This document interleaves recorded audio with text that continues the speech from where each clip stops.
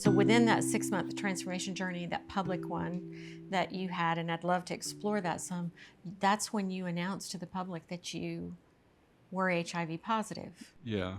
And I found so much courage. I thought that had to have taken extraordinary courage on your part. And I don't know if I'm right about this. I've read so many things about you, but I feel like somewhere in there you said to someone something to the effect of, I've got HIV. It just makes me human. Yeah. I didn't tell anybody that when I was diagnosed. I didn't tell my family.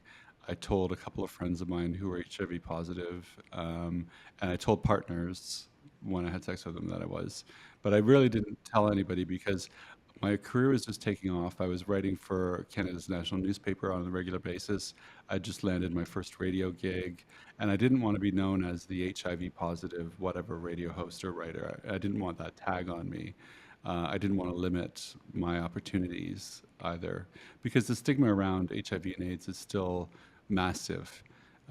We're still seen as dirty. We're still seen as wrong. We're still seen as, slutty, whatever the terms are people want to use. So I didn't want any of that association. But when you keep something private, over time it begins to bear the weight of a secret.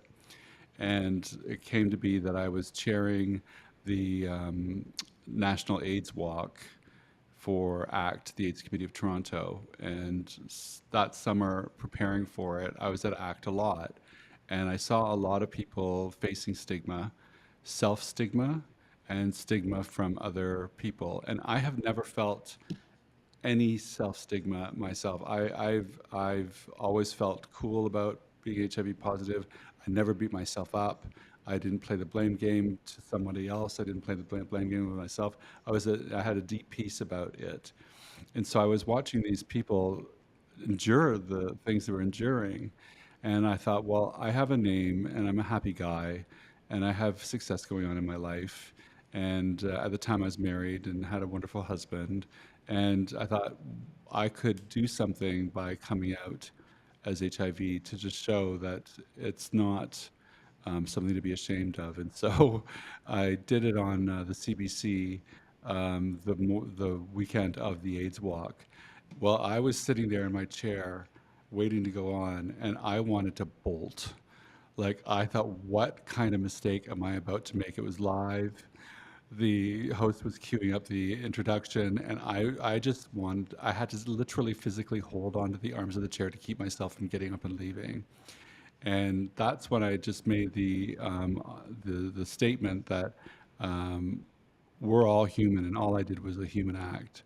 I had sex, and I had unprotected sex, and I don't know anybody who has sex who has not ever had unprotected sex, who has a track record of wearing a condom every single time. I don't know that person. I don't think they exist. And we beat ourselves up for being human. We beat ourselves up for having fat thighs. We beat ourselves up for having a low bank account. We beat ourselves up for eating too much sugar. We beat ourselves up for being in a marriage that isn't working. We beat ourselves up for being HIV positive, and we've got to stop beating ourselves up for being human, was the point that I wanted to make. How did you feel in that interview as you were saying it, and how did the interviewer receive it? Um, by that time, I had disclosed, and that was all I had to do was say that I'm HIV positive, and then I was fine. But getting the words out, and I was starting to shake, which is not me at all. Yeah, I'm not yeah, I know. on my own skin, so it was weird to be anxious like that. Once I'd said it, then I was on a roll. I was fine with it, and I think the interviewer reacted very well to it, but I think it hit home with a lot of listeners because the producer called me later on in the day and she said, our emails have been bombarded with emails from people saying they really loved what you said Mm. today. So, mission accomplished. Yeah, that was just huge and incredibly courageous and an act of activism. Yeah, thank you. Yeah. Thank you. So tell me about, well, I'd love to hear about the Oprah interview. My question was going to be something to the effect of, what's the most interesting interview you've ever done? Interesting. I think they're all interesting on different levels. I mean, the Oprah interview was a gag because we had we'd gotten the okay for the interview. I was over the moon.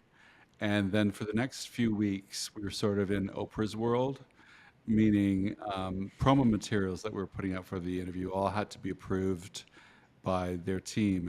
And the photo of me had to kind of match the photo of her. So if it was lit a certain way, Right. mine needed to be adjusted to like all the nitty gritty. Oh my gosh. And what was I going to talk to her about? And what I wanted to do, the only reason I ever wanted to interview Oprah, besides the fact she's the queen of interviewers, is to thank her because when I was in finance, I was at a client's, I was out in Halifax, on the East Coast, and I'd gone to meet a client, and he had to cancel that day. So I was home in my hotel room, and I'd been mulling over leaving finance and pursuing my creative ambitions. And Oprah was on, and she had a Jan Van Zant with her, and they're strutting around the stage like two spiritual peacocks and talking about all this stuff. And then Oprah looked at the camera, and she said, "If you take one step towards the universe takes 9 steps towards you." Mm. And that went through me, and I heard that, and I trusted her for some reason on that what she said. And I went down to the gift shop, and I got a pen and paper and some markers and stuff like that. And it was a big pad of paper, and I began to doodle all the things I thought I could be, and I was audacious about it. I was going to do this, I was going to do that, and I would write down actor, writer, speaker, and I just filled this page with ideas for my life. And on the bottom right-hand corner, I drew a stick figure of myself with a mic, and on the mic, I wrote the Shaun Proulx Show. And so to fast I forward, love it. I know. So to fast forward and You're like the have master of manifesting. to have Oprah on the show that I wrote down that I could have after she told me I could have it was like, as she said when I told her, she said that's a full circle moment to be with her there. And and so by that time I designed a very nice life for myself, and I wanted to say thank you because that changed my life. Yeah, isn't that That moment of her television show. well, what did you ask her? Well, so I meditated in the cab all the way to the studio. I got to the studio, and her team called my assistant and said, "We're all set for you here." And so we got into the studio, and I was just trying to not. I don't get nervous, but I was nervous. It was Oprah, and so the phone rang, and my producer picked it up, and you can hear the other person on the line on that phone. It's a cheap phone, and he said, "Sirius XM, the Shaun Proulx Show," and I heard, "Shaun, it's Oprah." This grump, this angry lady. Oh She was not happy, like you could hear it, and she didn't even catch that it was not Shaun speaking, it was the producer speaking. And he goes, "I'll bring Shaun on right now." And so I thought, what kind of Oprah am I getting? I was Oh expecting, my "You get a gosh. car, you get a car, you get a car." And I got, "Shaun, it's Oprah." And and not only that, but she was 20 minutes late. Oh my gosh. So during that time of waiting, my balloon kept deflating, deflating, deflating, deflating. They just said they were ready for me. And so as the time went by, so when all this happened, I was feeling kind of deflated, and the phone rang, and we perked up, and and then she was grumpy wumpy. And I had planned to start the interview by telling her the story I just told you, Yeah. which isn't the shortest story on the planet. So I'm talking and talking and talking and talking and talking and talking and talking, and she sort of gave a flat answer after that.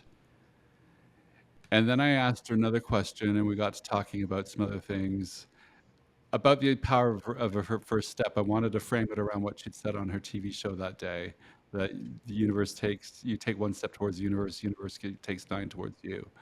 And so we're talking about the power of a first step. And then I said something, and she laughed. And as soon as she laughed, I was like, okay, I can relax. And we had a great conversation after that. And she was only supposed to give me 10 minutes, so we talked for almost 30. Oh, that's amazing. So, yeah, Wow. Yeah. yeah. And That's then quite the story. after we finished taping, I didn't remember a single word of it. It took me 5 days to listen to it because I thought for sure I'd effed it up. Oh my gosh. And they call you the gay Oprah of Canada. I don't, Yeah, that's something that came out in a Huffington Post article one yeah, day, and it sort of stuck. it's pretty That's good. a I mean, It's pretty good, but it's a lot to live up to, and I certainly am no Oprah. oh, I you certainly don't are a have her bank very account. interesting interview. You got your own space. You don't even need to be compared, Yeah, I like prefer to do my own but at thing, the same be my own time, person. she is But the it's a queen of cool thing interviews. to have had said for sure. Yeah. Yeah. Has there ever been an interview? Um, has there ever been an interview where it just really went south in a way you didn't know how to recover it? I think of two things when you say that. There was a Project Runway. I think he won early days of Project Runway. He was coming on the show, and I went out to say hi to him in the green room, and he was putting on his makeup. He had his compact, and he was maybe putting on lip balm or lip gloss or whatever. And I extended my hand to say hello, and he didn't even look up. He was like, just kept doing his lips, and it was like rude. And then I went to shake his hand, and he said hello, and he wouldn't take my hand. Oh no. And he was just like full of himself, and that was hard to go into and pretend to be interested in somebody who's just been kind of rude in a way. Because usually people, it's so funny because the people who are you'd think of as A-list come on and they are amazing to talk to. They're prepared. They know your name. They've looked you up. They're on. They know what to do. It's the reality show sort of like B list or C list people that come on, and they're the ones that are hard because they're full of their own sort of they're believing their own PR. Do you know what I mean? They're not professionals. Yeah. Um, and then once I had Carol Channing on the show, Hmm. do you remember Carol Channing from Hello Dolly? Yeah. Yeah. And we only had 15 minutes with her, but she was off the rails and she wanted to sing a song, and she broke into song, and I couldn't stop her from singing the song. And we were like 3 minutes over, 4 minutes over, but she's still singing her song. She's Oh not taking my any of my gosh. exit cues. She kept singing her song. It made for a really good listen, like because I'm trying to control the beast, and she's just like She's a runaway train. Well, she had to be super old. She was pretty old. Oh, and her husband Harry was on the other line listening, so she kept saying, "Harry, what year was that? Oh my What gosh. restaurant was that again? What was I wearing that day? I don't know. I don't remember, babe." It was just like this wackadoo. No, but I think that's probably incredible. It was fun. It was Yeah. fun. Yeah. I want to go back just a minute. There are a couple of things that I'd love to hear about. One is, so you're the oldest of four boys, right? 3 boys, unless there's a 4th that I don't know about. Okay. Who knows? Unless you know something I don't. I don't. Um, were they accepting of you? Because you obviously came out very young. I came out in my late 20s, so not that young. But as a teenager, you're dressing up and Oh, I just think they thought I was like weird when I was doing that. I don't think they saw that as particularly gay. I know that I would often get teased for being effeminate, which I was as a little boy. mhm. And so I always got into trouble for that sort of thing with my dad, and my brothers would tease me. My brothers had the nicknames Moose and Tiger, Oh my God. and my nickname was Bunny. So Oh my gosh. I got razzed that way a lot, and but were they accepting when I came out? Very accepting. I maintain that I think this is probably true for a lot of families. There's a unconscious bias, I think, that is internal in a lot of families when there's a gay kid there. That a lot of, and I'm not saying everybody, so don't write me nasty letters. Hmm. I just think that a lot of straight people think that they are above Mm. gay people, and that manifests in the day-to-day interactions. Every gay person listening to this will know what I'm talking about when we talk about things like Christmas time, making family plans. If you're gay and you're single, your vote often doesn't count, or your needs or your desires for Christmas or Thanksgiving or whatever don't come into play. Because if you've got straight people with kids, they're higher on the ladder of they get more votes than you, they get more priority than you. And so I think there's that in my situation. Um, but it's not the same as homophobia. It's just the way society sort of works. And I think if gay people are listening to this, they know what I'm talking about. Was your Just mother alive when you came out? yeah, I came out to her last. Oh gosh. We had such a good relationship, and we laughed hard together, and would go shopping and things like that, and I'd make her spend more money than she intended, and she sort of delighted in that. And I just appreciated the relationship so much that I didn't want to rock the boat, and I didn't want to lose that, or I didn't want to lose her love.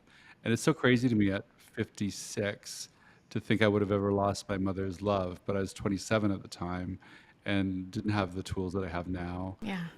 as a person, and I was really afraid of losing that.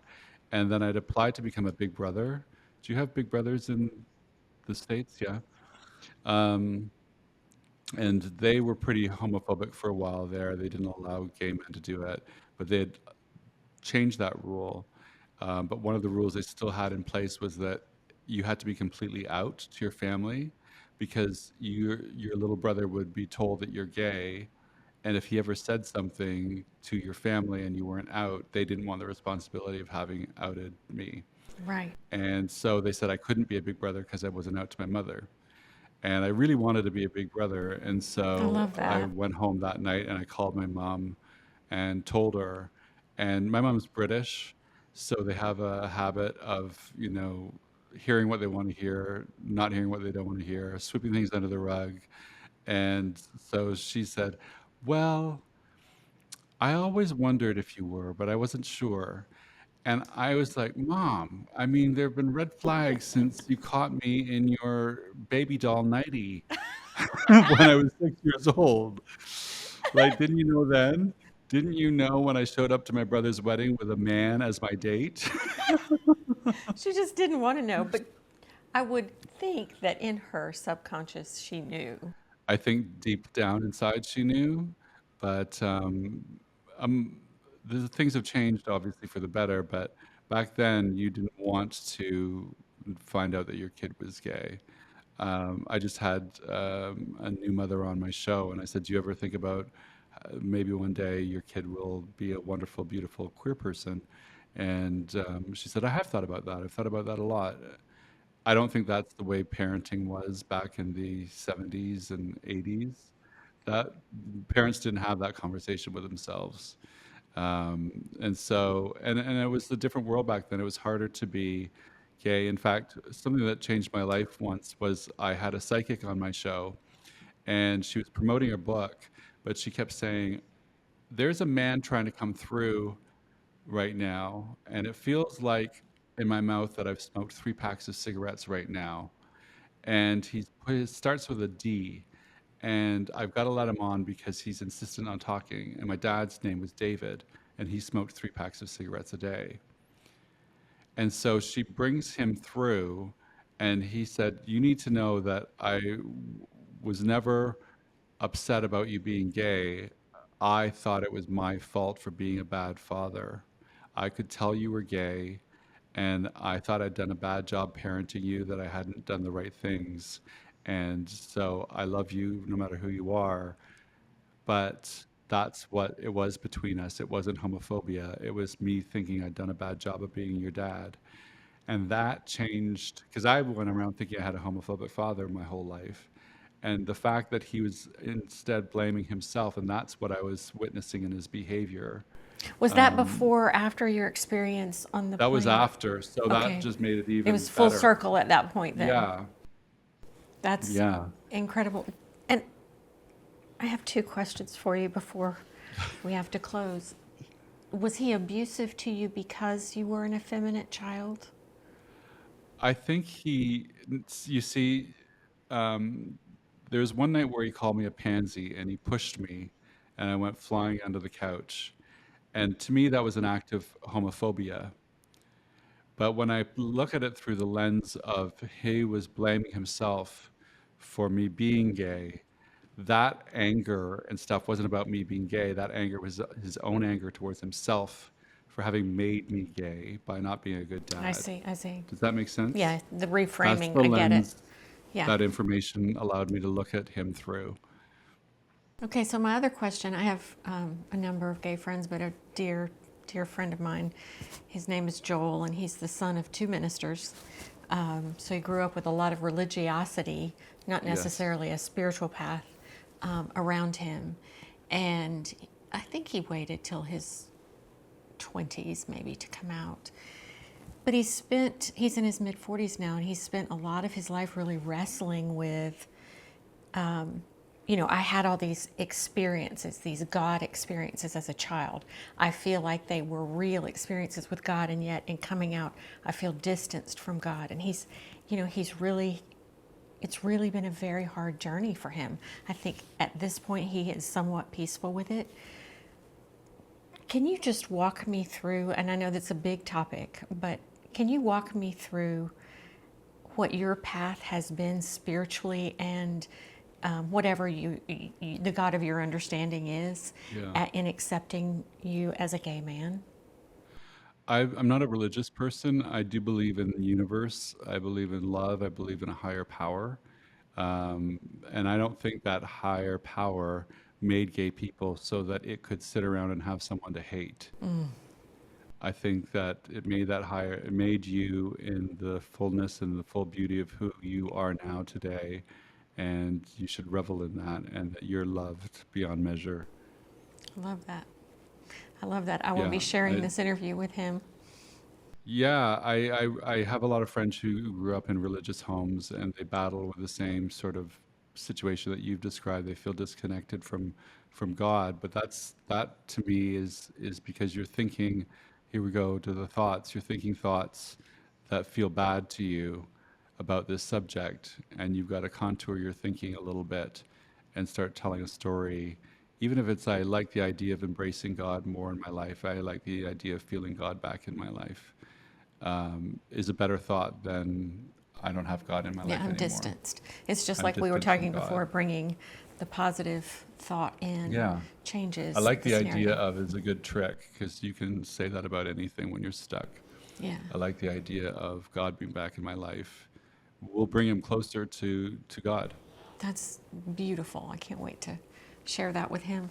So, as we close today, could you give our listeners, you've given us so much, truly, you've given us so much uh, wonderful and funny and spiritual to chew on, but could you give us just one of your wonderful, provocative ways to kind of live in the world?